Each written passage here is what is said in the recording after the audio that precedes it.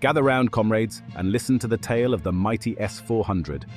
Russia claims it's the best air defense system ever, a real nightmare for anything that dares to fly.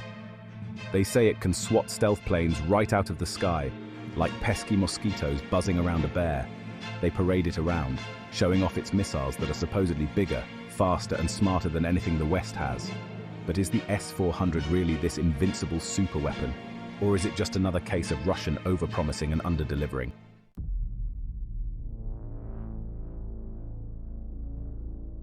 Let's be honest, in the world of military tech, everyone exaggerates a bit.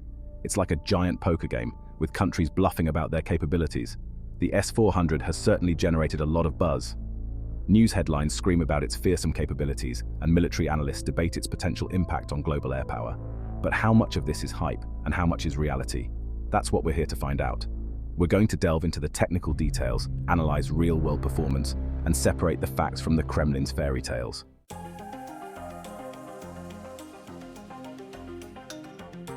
Alright, let's pop the hood on this bad boy and see what makes it tick. The S-400 is a complex system, a bit like a Russian doll, with layers upon layers of technology. At its core, it's all about detecting and destroying enemy aircraft. But there's a lot more to it than meets the eye. First, you've got the radars, the eyes and ears of the system. The S-400 boasts an array of these, each designed to spot different types of targets at varying ranges. Then there are the missiles, the teeth of this beast. The S-400 can launch a variety of these, each tailored for specific targets, from nimble fighter jets to lumbering bombers.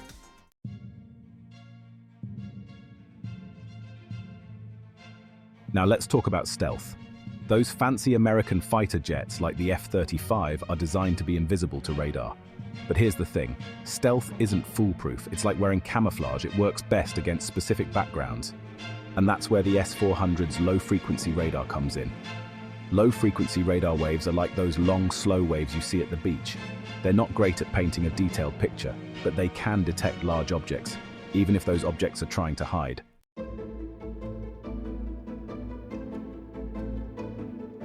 Now, to understand how detectable an aircraft is to radar, we need to talk about something called radar cross-section, or RCS. Think of it as a measure of how big an object appears to radar. The bigger the RCS, the easier it is for radar to spot. A large bomber might have an RCS the size of a barn door, while a stealthy fighter jet might have an RCS the size of a marble. American stealth jets are designed with special shapes and materials that deflect radar waves away from the source, making them incredibly difficult to detect. But even the stealthiest aircraft has a radar cross-section, and at close range, even a small RCS can be enough for a radar system like the S-400 to get a lock.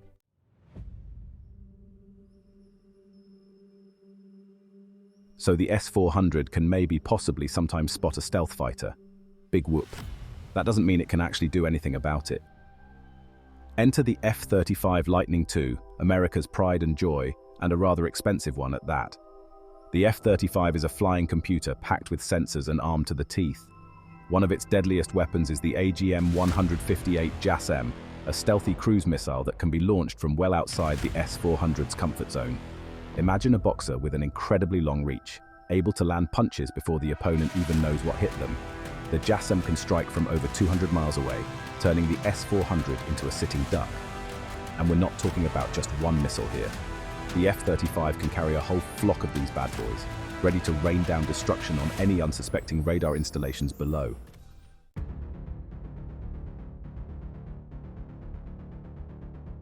But wait, you might say, doesn't the S-400 have its own missiles?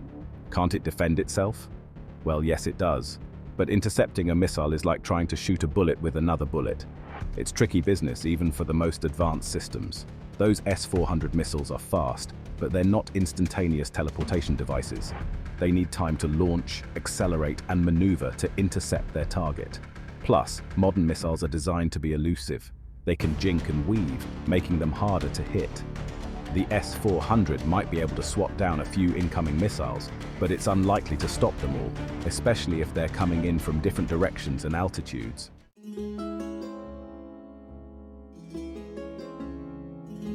Now let's talk about math. The S-400 might be a capable system, but it's not like Russia has an unlimited supply of them. Each S400 battery has a limited number of missiles it can launch, and once those are gone, well, it's back to the drawing board. On the other hand, the US and its allies have a lot of aircraft and missiles. We're talking about a potential swarm of cruise missiles, each one a potential headache for the S400 operators.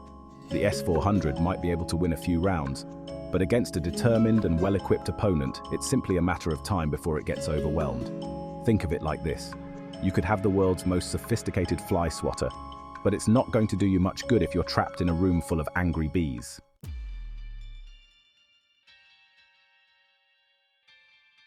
But enough theory, let's look at some real-world examples. Remember Syria? Yeah, that lovely vacation spot. Well, Russia decided to send some S400s there, presumably to soak up the sun and enjoy the local cuisine. Except, things didn't quite go according to plan. In 2018, Israeli fighter jets managed to strike targets inside Syria, despite the presence of those supposedly invincible S400s. And it's not just Israel.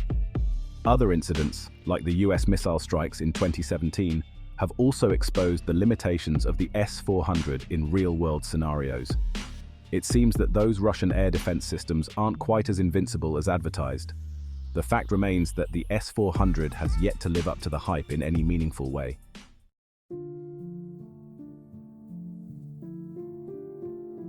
Right then, chaps, let's talk about geography, shall we?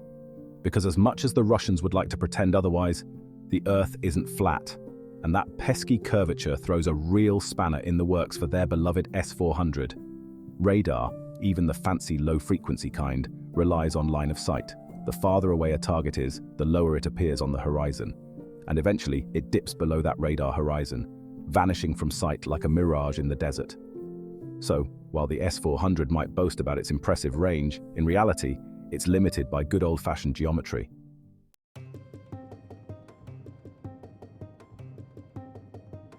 And if the curvature of the Earth wasn't enough, let's throw in some mountains, shall we? Because nothing says fun for radar like trying to spot a target hiding behind a giant pile of rocks. Mountains, hills, even tall buildings, they all create radar shadows, areas where the radar waves just can't reach. Now imagine you're a sneaky F-35 pilot, and you know the enemy has an S-400 in the area. You're not just going to fly straight towards it, are you? No, you're going to use those mountains to your advantage, hugging the terrain, popping up only when you need to take a shot. It's like playing a game of hide-and-seek with a blindfolded giant. The S-400 might be powerful, but without a clear line of sight, it's just a very expensive paperweight.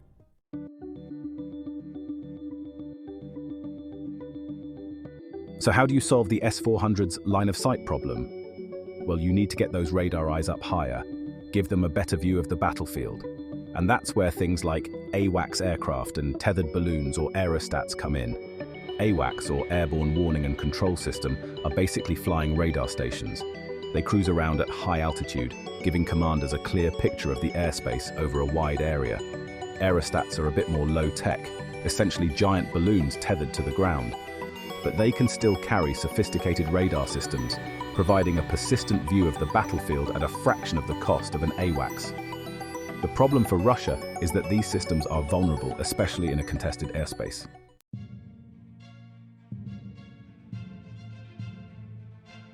And then there are the drones.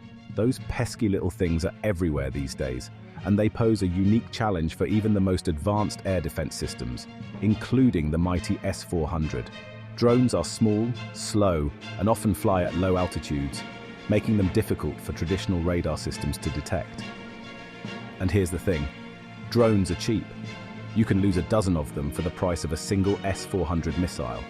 So even if the S-400 manages to swat down a few, there's a good chance it's going to get overwhelmed by sheer numbers. When it comes to drones, that quality is the ability to swarm and overwhelm even the most sophisticated defenses.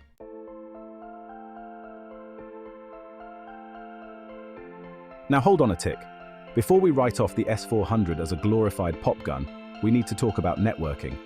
Because just like a lonely bachelor at a singles bar, the S-400 is at its best when it's got company. When you connect multiple S-400 batteries together, along with other radar systems and early warning networks, you create a much bigger, badder air defense bubble. Suddenly, those line-of-sight limitations become less of a problem. One S400 might not see a low-flying cruise missile, but another one, perched on a hilltop miles away, might catch it sneaking in. And with data shared instantly across the network, the whole system can react faster and more effectively. Of course, building and maintaining such a network is no piece of cake.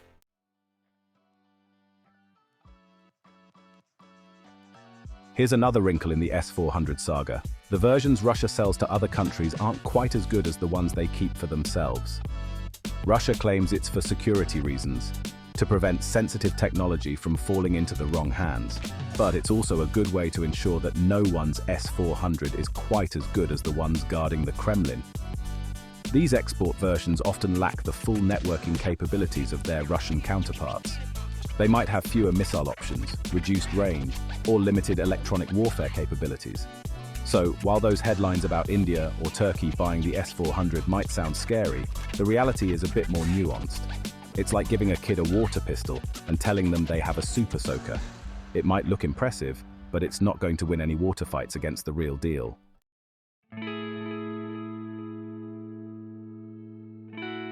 Now, let's consider the human element, because even robots need coffee breaks. Now, let's not forget about the most unpredictable element in any military system, the humans operating it, because even the most advanced technology is only as good as the people pulling the levers and pushing the buttons. Operating an S400 battery is not like playing Call of Duty.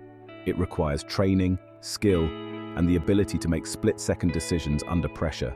And let's face it, even the most highly trained soldiers can have bad days. Fatigue, stress, poor communication, all of these can lead to mistakes. And in the high-stakes world of air defense, even a small mistake can have disastrous consequences. Remember those Israeli jets that struck targets in Syria? Some analysts believe that human error, possibly compounded by complacency or poor training, might have played a role in the S400's failure to intercept the attack.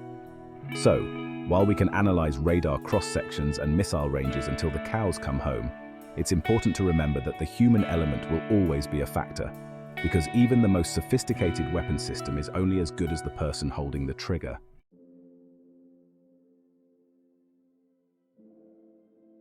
So is the S400 more paper tiger than Siberian Terror? Maybe. So, there you have it, lads. The S400, fearsome on paper, a bit less so in the real world. It's a capable system, no doubt, but not the invincible shield Russia would have us believe. Remember those stealth-busting claims? Well, turns out spotting a stealth jet and actually hitting it are two entirely different kettles of fish, especially when those jets are packing standoff missiles that can turn an S400 into a very expensive bonfire. And don't get us started on those pesky drones, buzzing around like angry wasps at a picnic. The S400 might swat a few, but against a swarm, it's like bringing a fly swatter to a gunfight. Not exactly a winning strategy. The S400 is a formidable foe, no doubt, but it's not invincible. It has weaknesses, vulnerabilities that a cunning adversary can exploit. And with Uncle Sam's technological edge and a healthy dose of tactical know-how, the S400 might find itself on the losing end of that fight more often than not.